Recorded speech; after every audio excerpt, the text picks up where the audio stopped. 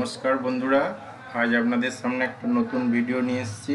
আজকের ভিডিওয় আমি দেখাবো কিভাবে জেপিজি ফাইল থেকে টেক্সট ফাইলে কনভার্ট করা যায়। অর্থাৎ জেপিজির কোনো হাতের লেখা ক্যামেরায় ছবি তুলে সেখান থেকে ওয়ার্ডে কিভাবে ট্রান্সফার করবেন। প্রথমে ফাইলটা দেখাচ্ছি যে ফাইল থেকে আমি নিয়ে যেতে চাই। এখানে দেখুন একটা আমি মোবাইলের ছবি তুলে রেখেছি, ডায়েরি পেজ। দেখুন এখানে কিছু হাতের লেখা আছে, এই হাতের লেখা থেকে আমি ওয়ার্ডে নিয়ে যেতে চাই, ওয়ার্ডে নিয়ে গিয়ে এডিট করব। প্রথমেই চলে যাব গুগল ক্রোমে যে কোনো আইডির একটা লগ ইন থাকবে নিশ্চয়ই আপনাদের। লগ ইন থাকার পর চলে যাবেন গুগল ড্রাইভ। প্রথমে গুগল ড্রাইভে ফাইলটাকে আপলোড দেব।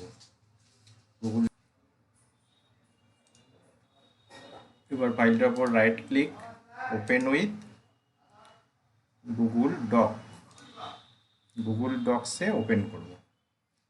গুগল ডক্সে ওপেন করার পর একটু সময় নেবে, ফাইলটা প্রসেস হচ্ছে।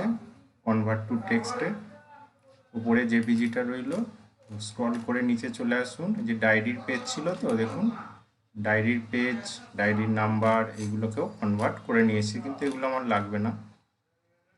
আমার লাগবে যেখান থেকে টেক্সট, সেই টেক্সটটা দেখুন সিলেক্টেবল হয়ে গেছে। আমি সিলেক্ট করে এখান থেকে রাইট ক্লিক, কপি করে নিলাম।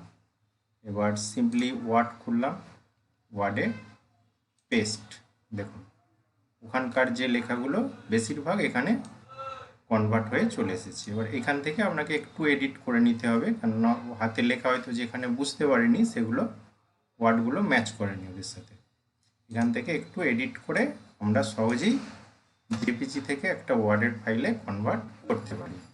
আজ এই পর্যন্তই, আবার পরে অন্য কোনো ভিডিও নিয়ে আসবো। চ্যানেলটি ভালো লেগে থাকলে লাইক ও শেয়ার করে দেবেন।